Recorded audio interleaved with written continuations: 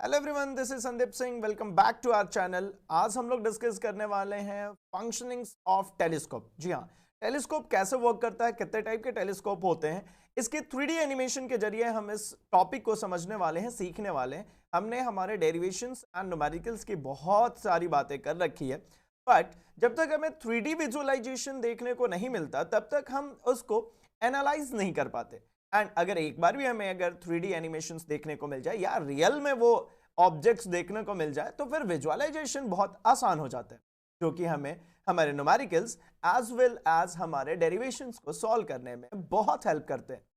तो चलिए मैं आपको इसी टॉपिक को करने जा रहा हूं इजी, बहुत ही इजी।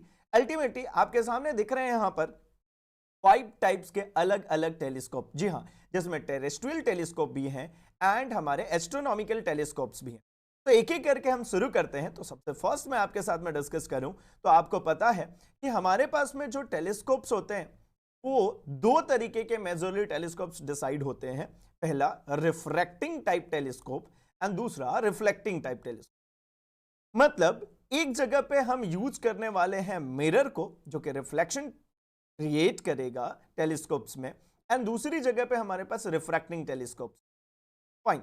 एक और बहुत ही इंपॉर्टेंट सी बात है, एक्चुअली जो टेलीस्कोप्स होती हैं उसमें आप किसी भी तरीके से बोला जाए तो मैग्निफिकेशंस देखने के बजाय कोशिश ये करते हैं कि वहां पर हमें इंटेंसिटी ऑफ लाइट बढ़ा दी जाए ताकि विजुअलाइजेशंस प्रॉपर हो जाए। मतलब हम इजीली विजुअलाइज कर पाए जिस भी एस्ट्रोनॉमिकल ऑब्जेक्ट्स को देख रहे हैं या कोई हेवनली बॉडीज को देख रहे हैं उसके समय पर भी। दोनों ही जगहों पर सिंपली बात कहना इतना सा है कि जो हमारी ऑब्जेक्टिव पीस होती है, जिसको ऑब्जेक्ट की तरफ होना होता है, उसकी जो अपर्चर है वो कंपैरेटिवली आई पीस के अपर्चर से ज्यादा होती है। तो चलिए हम एक एक तरीके बात कर लेते हैं। सबसे पहले मैं आता हूं हमारे रिफ्रैक्टिंग टेलीस्कोप। सी, रिफ्रैक्टिंग टेलीस्कोप्स दो तरीके की हैं। पहली गैलीलियन टेलीस्कोप एंड दूसरी कैप्लरियन टेलीस्कोप। ये दोनों ही टेलीस्कोप को हम इंडिविजुअली एक एक करके समझते हैं कि आखिर इन दोनों में हो क्या रहा है। तो चलते हैं हम इसके अंदर और देखते हैं किस तरीके से ये वर्क करते हैं। तो सबसे फर्स्ट कैप्लरियन टेलीस्कोप की तरफ शुरू किया जाए। तो ये रही हमारी कैप्लरियन टेलीस्कोप, जिसके आप मेजर पार्ट्स तो इजीली समझ सकते हैं। यहां पर आपको दिख रहा है कन्वर्जिंग लेंस। ऑब्वियसली इसमें दोनों ही कॉन्वेक्स लेंसेस ही यूज होते हैं। ऑब्जेक्टिव लेंस जिसका अपर्चर आपको ज्यादा दिख रहा है, जो कि एक बैरल के अंदर, एक ट्यूब के अंदर फिट है, एंड दूसरी तरफ में यहां पर आपको देखने को मिलती है आई पीस, जहां पर आपकी आईज पेस्ट होने। राइट। फंक्शंस क्या है? तो यहां पे आपको दिख रही है आपके ऑब्जेक्टिव लेंस पे कि इन्फाइनाइट से ये पैरेलल लाइट बीम्स आ रही है, जिसको आपके ऑब्जेक्टिव पीस ने कराया है मर्ज, और उसकी इमेज फॉर्म हो रही है यहां पर। See, this is the focal point. यहां पर इमेज जो फॉर्म हो रही है, इसकी मैग्निफाइड इमेज हमारी ये आईपीस बनाती है। अगर व्यूअर अपनी आंखें इसके पीछे पेस्ट करता है तो उसे मैग्निफाइड इमेज देखने को मिलती है। इसी तरीके से गैलीलियन टेलीस्कोप में अगर हम आते हैं तो सी, गैलीलियन टेलीस्कोप में क्या होता है, सेम कार्यक्रम हो रहा है यहां पर भी, बस यहां पर जो फोकस पॉइंट था वो देखने को नहीं मिलता। मतलब इसमें हमारी जो इमेज बनती है वो फॉर्म होती है एक पॉइंट पे, और यहां से जाने के बाद जो हमारी आई पीस है वो बनाती है हमारे लिए इमेज, जिसके बीच में एक डाइवर्जिंग कॉन्केव लेंस देखने को मिलता है इंस्टीड ऑफ कॉन्वेक्स लेंस। अगर हमने कैप्लरियन टेलीस्कोप की बात करी तो यहां पर हमें देखने को मिला था कॉन्वेक्स लेंस, लेकिन गैलीलियन टेलीस्कोप में इसी कॉन्वेक्स लेंस की जगह पे यूज करा जाता है concave lens. But the problem is कि ये हमें कभी भी इमेज जो फॉर्म करके देता है वो इमेज कभी भी यहां पर आपको देखने को नहीं मिलती है क्लियर। इसलिए हम जनरली यूज जो करते हैं वो करते हैं कैप्लरियन टेलीस्कोप की instead of Galilean telescope. I hope आपको ये पॉइंट्स क्लियर है। ठीक, हम एक बार इसके डायग्रामेटिक्स की बात करते हैं। ये आपको दिख रहा है यहां पर, जो कि ये आपकी ऑब्जेक्टिव लेंस है। ये बैरल इसलिए क्योंकि इन दोनों के बीच के डिस्टेंस को आप कम या ज्यादा कर सकते हैं। ये हमारी आईपीस जो कि आपको दिख रही है यहां पर कि ये एक कॉनकेव, ये आपकी एक concave lens. Fine.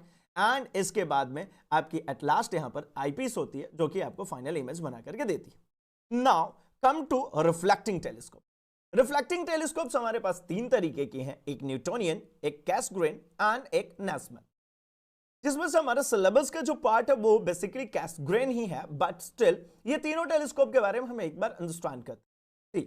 Starting with Newtonian telescope. जब न्यूटोनियन टेलीस्कोप की बात करते हैं तो न्यूटोनियन टेलीस्कोप में क्या काम हुआ, यहां पर हमारे पास में अगेन मिरर यूज होने वाला है ना, जहां पर हम लेंस की बात कर रहे थे, जब हमने बात करते हैं रिफ्रैक्टिंग टाइप, क्योंकि ये रिफ्लेक्टिंग टाइप है तो यहां पर मिरर्स यूज होती। यहां पर ये आपकी ऑब्जेक्टिव लेंस जहां से लाइट बीम आ रही है, आने के बाद आप ये यहां से लाइट बीम्स देख सकते हैं, यहां पर लग रही है एक प्राइमरी मिरर जो कि ऑब्जेक्टिव मिरर भी कहलाती है, जो कि बैरल के दूसरे एंड पे लगी है। इसका क्या काम होता है कि इनफाइनाइट से आने वाली लाइट बीम्स को मर्ज कर देगी एक पॉइंट पे, यहां आप देख सकते हैं मर्ज हो रही है एक पॉइंट पे, एंड जहां मर्ज हो रही है उस पॉइंट पे, उसी जगह पे हम रखते हैं एक सेकेंडरी मिरर जो कि एक प्लेन मिरर होता है, जिसको इंक्लाइंड रखा जाता है, जिसके कारण कि ये मिरर प्राइमरी मिरर से बनने वाली इमेज को आईपीस की तरफ भेज दे। आईपीस अगेन एक कॉन्वेक्स लेंस होगा जहां पर जाकर के व्यूअर को इमेज दिखने वाली है। This is Newtonian telescope and working of Newtonian telescope. Now moving on, Cassegrain telescope. See again यहां पर भी रिफ्लेक्शंस देखने को मिलने वाला, but this time plane mirror की जगह पे यहां पर देखिए सेकेंडरी मिरर कहां पे पेस्ट है। आपने वहां पर प्लेन मिरर देखा था, कहां पेस्ट था, यहां पर देखिए एक ही लाइन में ये पेस्ट होता है। यहां से लाइट बीम जो हमारी है ना इनफाइनाइट से चल के आ रही है, यानी बहुत दूर से चल करके आ रही है, जिनको कि यहां पर एक कन्वर्जिंग मिरर यूज करते हैं, जिसको ऑब्जेक्टिव मिरर कहेंगे, इसको प्राइमरी मिरर भी कहते हैं। और ये जो लाइट बीम फोकस करता है वहां पर रखते हैं हम एक सेकेंडरी मिरर।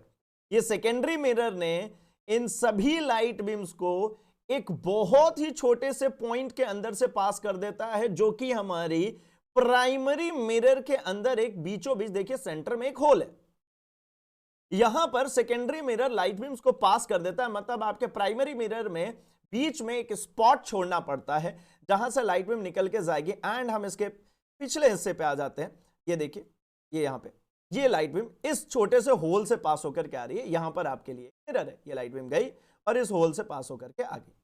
नाउ अब बारी होती है आपके आई पीस की। अब यहां पर आई पीस पर ये लाइट बीम यहां पर ये मिलेगी आपकी कन्वर्जिंग लेंस, जो कि अगेन वही काम करने वाली है। इसके फोकस के अंदर इस ऑब्जेक्ट को रख दिया जाता है, मतलब ये जो फाइनल इमेज बन रही है, जिसकी वजह से आपको एक मैग्नीफाइड इमेज देखने को मिलती है।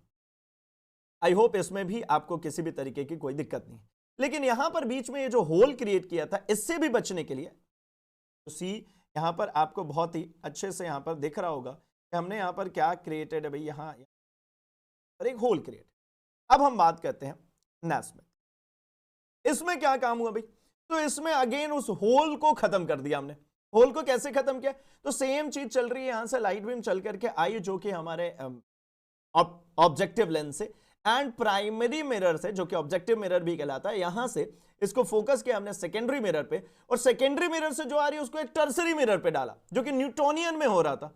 ये सेकेंडरी मिरर हटा करके न्यूटोनियन में यही अरेंजमेंट था जो कि ये फ्रंट में रखा था, लेकिन यहां पर सेकेंडरी मिरर ने जो लाइट बीम को फॉर्म किया उसको हमने रखा कहां पर, एक अगेन एक टर्सरी मिरर पर। एंड ये टर्सरी मिरर जो है इसने लाइट बीम को फाइनली फोकस किया किसके तरफ, तो इसने किया एक कन्वर्जिंग लेंस आईपीस की तरफ, और यहां पर हम जाकर के इमेज फॉर्म कर लेते।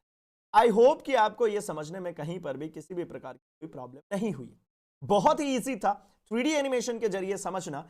अगर हमने इसको थोड़ा सा और जूम आउट करते हैं तो यहां पर आप इजीली देख सकते हैं कि ये लाइट बीम्स कैसे फॉर्म। फाइन, तो बहुत ही आसान है 3D एनिमेशंस के जरिए अपने सभी टॉपिक्स को समझना। तो सिंपली इसी तरीके से अपने बाकी के भी टॉपिक्स को समझने के लिए 3D एनिमेशन के जरिए, जहां पर इमेजिनेशंस बहुत ही बेहतर तरीके से आपको हेल्प करती है कॉन्सेप्ट को अंडरस्टैंड करने में, बने रहिए हमारे चैनल के साथ में। हम मिलेंगे अपने अगले सेशन में कुछ और इसी तरीके की इंपॉर्टेंट इंफॉर्मेशन के साथ में। तब तक के लिए थैंक्स फॉर वॉचिंग।